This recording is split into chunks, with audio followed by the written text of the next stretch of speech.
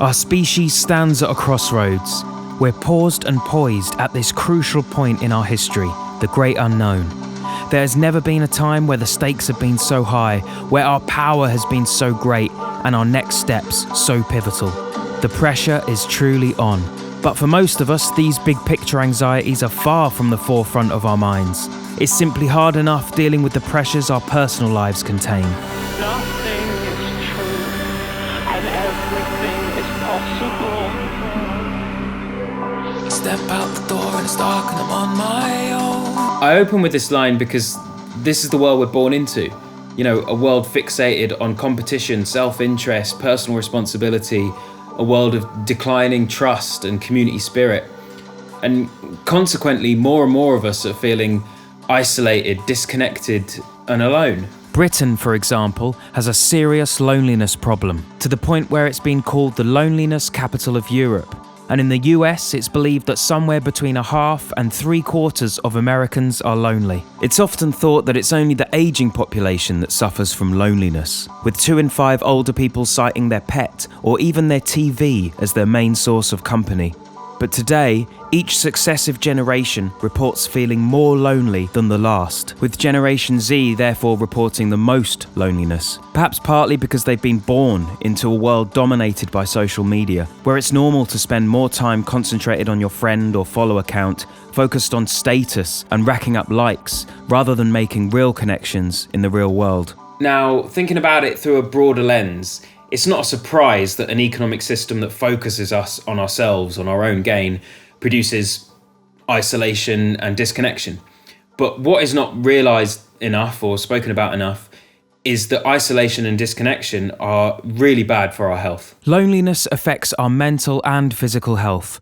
It brings a greater risk of heart disease, stroke, and dementia, and is associated with a reduction in lifespan even greater than that associated with obesity. It also helps to explain why depression is the #1 cause of disability worldwide, with each new generation having increasingly higher rates of depression than the one that preceded it. In an economic system based on self-interest, where consumption and the accumulation of wealth are the main sort of perceived indicators of achievement, the driving force in that society will then be competition, winning, taking, amassing resources, hoarding wealth. And as this pressure to accumulate, to succeed, to climb the ladder of social status becomes more and more intense, we begin to suffer more, psychologically and physically. The rat race is not good for us. So however unhealthy an ideology of self-interest may be, it seems to actually only strengthen itself regardless of the outcomes. So whether you're a winner or a loser in this game, the system only solidifies. So for those of us struggling, the more difficult or stressful life becomes, the more we obviously focus on ourselves. As a matter of rationality, the other becomes more of a burden. Likewise, for those of us winning, the more wealth we gain, the more protective we become of it. The more wealth we gain, the less likely we are to be charitable or compassionate, and the more likely we are to feel entitled and even cheat. So the overall result is we become more concentrated upon ourselves, we become more isolated, and inequality continues to grow. So this competitive, individualistic economic structure is clearly bad for our connection to others. And that loss of connection is bad for our health. And why is that? Well, quite simply because as a species, we didn't evolve to suit this new, excessively individualistic way of life. We now know that there were as many as 10 different species of hominins, all living at the same time as our species, Homo sapiens, emerged. The Neanderthals and the Denisovans were 2 of the last other hominins, and our closest evolutionary cousins. They became extinct around 30 to 40,000 years ago. But why did we outlast these other early humans? Were we simply more intelligent? Neanderthals, for instance, are often regarded as stupid. In fact, in 1866, the German biologist Ernst Haeckel proposed they'd be called Homo stupidus. Ernst, you're brutal, mate. But with their larger lung capacity, their larger muscles, and their larger brain size, they may have well had more stamina, strength, and smarts than us. So how on earth did we sapiens come to conquer the planet instead? It's becoming clear that one of the main reasons we conquered was that we were better adapted to cooperate with each other, to trust each other, and to act compassionately. We excelled at communicating, learning, bonding, and sharing. That's likely how we outlasted the other hominins, and that's likely how we survived on the dangerous savannas of Africa. When we were hominids in the African savannas, we were the slowest and weakest of all the large animals there. I mean, we were just meat for predators if it weren't for the fact that we were the supreme cooperators. Because by coordinating, by working not as individuals but as a group, we were able to drive off the predators, defend ourselves, despite the fact we don't have big teeth and big claws and we can't run very fast. And actually defend ourselves and expand to the point where we became the great threat to everything else. And that was solely due to the fact that we are so good at working together. And our brains developed as great social brains with this incredible capacity for communication, for understanding each other's words, for understanding each other's thoughts, for communicating ideas from the past to the future. All these amazing survival capacities are social survival capacities. That's what we're so good at. And when you look at a huge range of research, right across social psychology, anthropology, cognition in general, neuroscience, huge range of research showing that our primary values are not selfishness and greed. They're way down the list. Our primary values are community feeling, kindness towards others, wanting things to be good, not just for us, but for everyone. And that need to be a part of a community is deep set within us. And it's essential for our well-being, like mentally and physically. I mean, without that social purpose and compassion and community and empathy from other people, like, we suffer. And that's clear from when we're born onwards. As all the villain, origin and backstory movies are repeatedly showing us at the moment, as infants we have an innate need to attach to our parents, to our caregivers. And infants that don't receive that pivotal nurturing and bonding behaviours and care, they'll suffer from cognitive, emotional and social difficulties throughout their life. And at the extreme end, infants receiving all sustenance, warmth, protection, medical attention, but who are socially isolated in some way, i.e. not receiving enough touch and affection. They will fail to produce critical growth hormones, they'll have their brain development harmed, and in some cases even worse. The Holy Roman Emperor Frederick II, an inquisitive but brutal ruler, took a group of newborn babies from their mothers and put them in the care of nurses who weren't allowed to touch or speak to the infants. He did this as part of his quest to find out what the natural language of humankind would turn out to be. But of course, none of the infants ended up uttering a word. In fact, they all died. And later in life, humans that are sentenced to solitary confinement have literally been found to suffer from brain damage. We are built to connect and cooperate. In humans, this becomes clear from the earliest of ages. Altruism is visible even in toddlers, who've been shown to help complete strangers retrieve objects, open doors, generally help them with no reward. No toys, no sweets. In its extreme, individualism is a myth. We simply cannot go it alone. We're profoundly wired for sociality. Yet this ideology of self-interest has become so powerful. It's comparable to some of history's most commanding religions at this point. In my book, Born to Be Good, I called it Homo economicus, which is that we're this economic species. We're selfish. We love desire. We love maximizing wealth. We love hoarding things as opposed to sharing. And that ideology was, kind of bolstered by studies of fight or flight physiology, that selfishness is at the core of our evolution, our human nature. And then about 25 years ago, we started to see these interesting scientific discoveries. A couple of my favorites are Ernst Fehr and Robert Henrich. What they found is if you give people $10 or 10 pounds or 10 euros, and just give them a chance to share with a stranger, they'll share about 40%. They don't have to, right? But there's just this inclination to share. The discoveries in neurophysiology of oxytocin and the vagus nerve, which I study, are We have genetically based systems in our body that are mammalian, that make us sacrifice, that we share things when they're activated, we empathize, we feel compassion. And so I think we've moved toward this view that you're championing of, there's this other part to human nature. Darwin called sympathy our strongest instinct. We have deep structures in our brain and our bodies that really are about service and, if you want to go so far, selflessness and kindness. I feel like I've fallen down a staircase and broken my bone. Pro-sociality is in our bones, yet we've been thrust into this modern world that seems to disparage it in favour of accumulation and self-maximisation.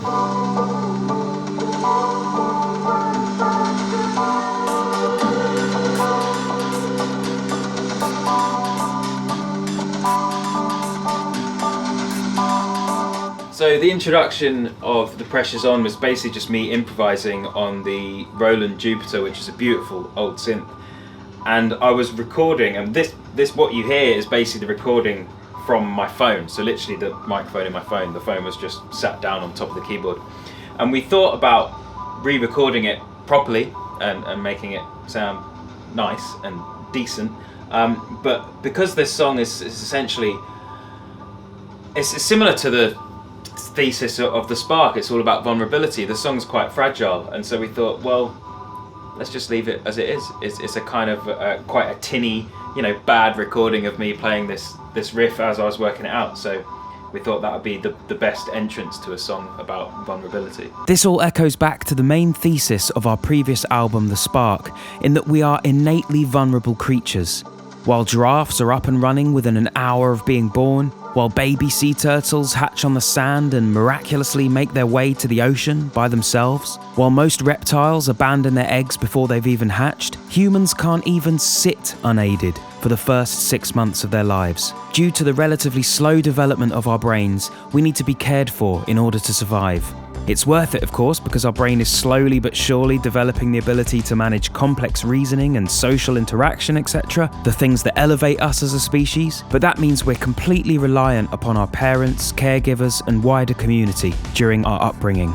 So from day one, we rely on the compassion of others. It's an integral part of our makeup, yet it's dampened, culled, barged aside by the self-interested behaviours that our economic system today not just rewards, but relies upon.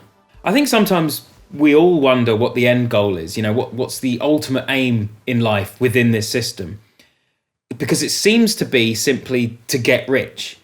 But then the question becomes, does extreme amounts of wealth bring you a happier life? So we could look back in history to philosophers, religious leaders, other historical figures, or even like the ideology of anti-consumerism in the 60s.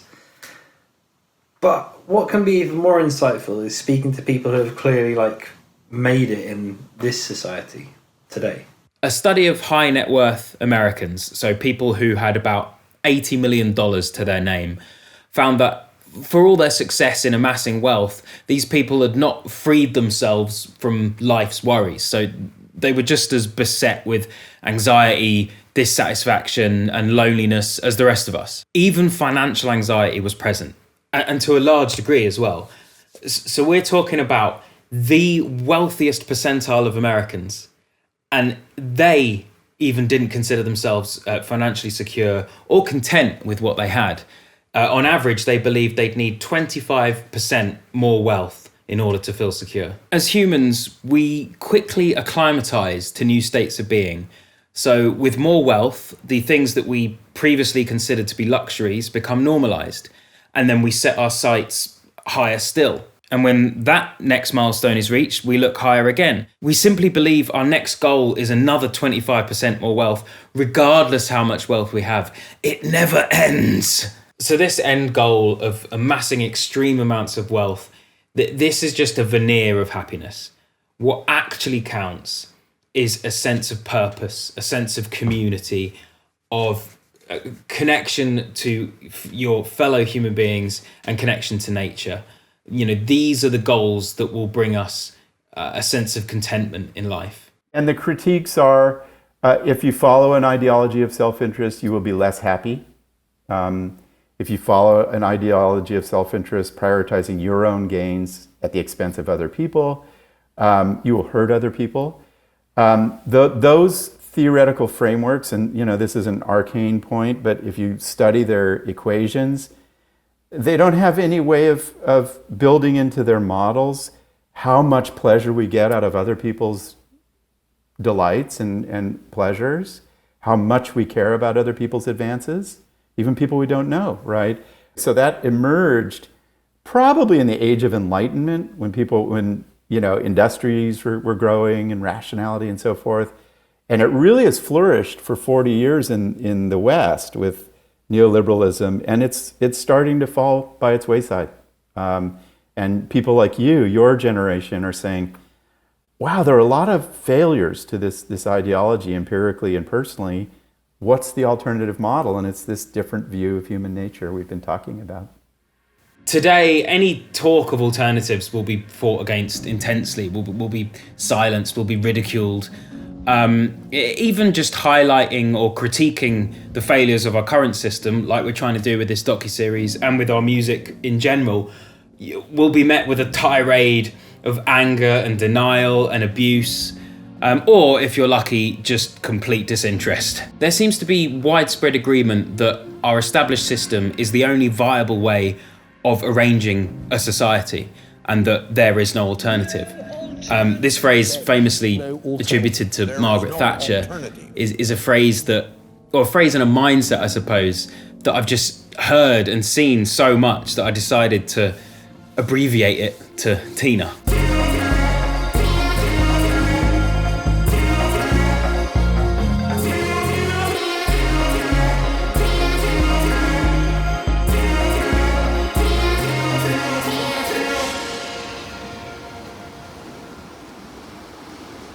Many people confuse our current system with society's final form.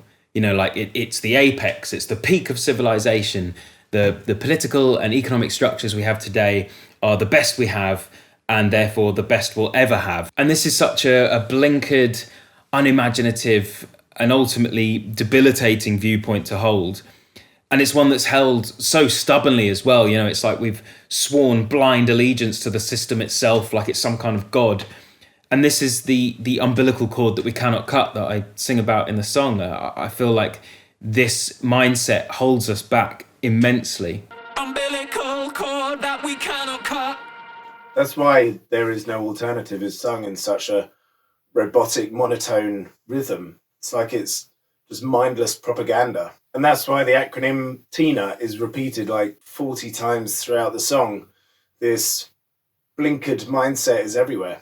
Now, of course, some people are motivated to keep things exactly the way they are due to their own selfish economic interests. Real structural change would mean that they would lose the ability to continue amassing the extreme amounts of power and wealth that they've currently amassed.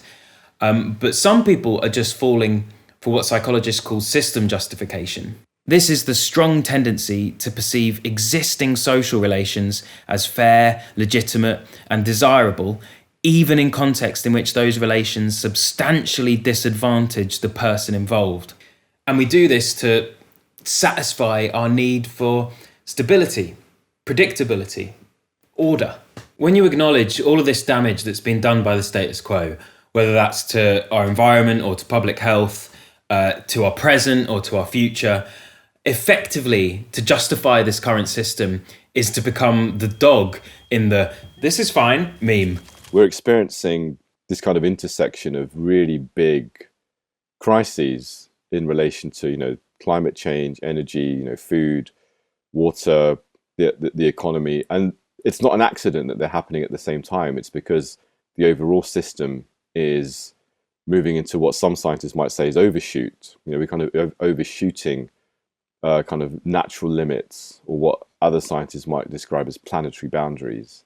And that's kind of accelerating at the moment because we have a certain paradigm of existence on this planet, this kind of endless growth paradigm, which is driving us like a machine. So for most of my adult life, I've railed against types of capitalism. I've railed against crony capitalism, and I've railed against consumer capitalism, and I've railed against corrupt capitalism, and I've railed against excessive capitalism. And it's taken me a long time to see that the problem is not the adjective, it's the noun. And what is driving us towards disaster is capitalism. And it's very hard to say that, because attacking capitalism in the 21st century is like attacking God in the 19th century. It's blasphemy. It's effectively saying I don't belong to polite society anymore. I'm now a sort of intellectual outlaw. And that's a hard step to take. It's a step I wasn't previously brave enough to take, but also I wasn't previously informed enough to take. I was immersed in the ideology of consumerism, which blinds us to its structural roots, which blinds us even to the fact that it is an ideology. Consumerism is the stifling of the moral imagination.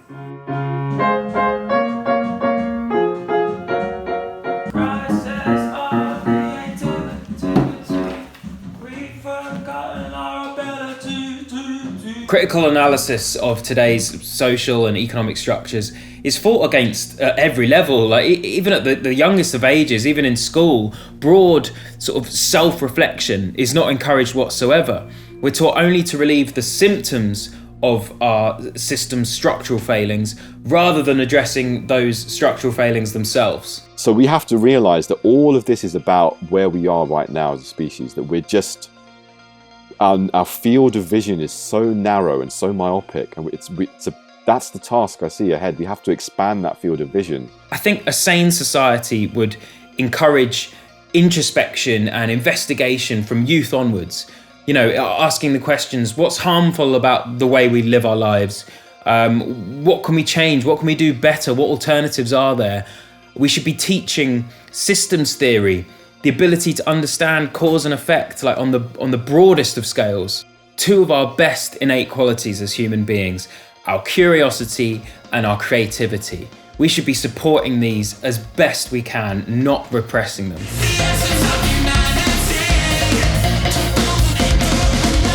We need to realign with nature. So therefore, we need a system that works within the confines of its own context. So one that recognizes structurally the natural limits of our planet and incentivizes not the exploitation of it, but the conservation of it for our own good and for the good of all life on the planet and all life to come. The word economy derives from the Greek to mean the intelligent management of a household. Yet our economy today demands continuous growth and short-term self-interest. That is not the intelligent management of a household. That basically transpires to the selfish plundering and ransacking of the household. It's basically the management style of a raccoon in a trash can. When you realize that your paradigm and your way of seeing things is actually wrong, and an alternative way of doing things makes more sense, and the alternative way of doing things we're now starting to see is, well, actually being compassionate and caring about people and being generous and loving and having community spirit is actually really good for our survival as a species, and is actually what we need. You know, we need to get out of this dog-eat-dog paradigm and get into a we help each other and we'll be all in together paradigm. And that actually helps our survival. Well, that's like a mind-blowing paradigm shift, because it actually means that these values, this love, this compassion, whatever they are, and you know, what we know is that they essentially entail a sense of connection, and they entail a pattern of behaviors which is different to the previous paradigm. That pattern of being and behavior is actually functional from an evolutionary perspective. So from a scientific point of view, we're at this point where we can actually see that ethical values and an ethical way of being has this objective quality of really connecting us with what's real and allowing us to survive as a species. But we're now at a space where maybe we can have a more interesting and constructive dialogue about what this means, and it may land us somewhere slightly new and emergent that we haven't thought of before. But it certainly allows us to get out of this kind of polarized, reductionist way of seeing things, where have one simplistic worldview and another simplistic worldview, and neither of them seem to work. But we're now realizing that, well, actually ethical values do work. And so that's to me quite a hopeful thing to think about. So as we looked at all the way back in episode 1, our wisdom needs to catch up with our technological advancement.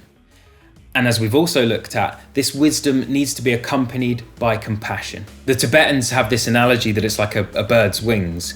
A bird obviously needs 2 wings to fly, and those wings are wisdom and compassion. We are currently in our adolescence as a species.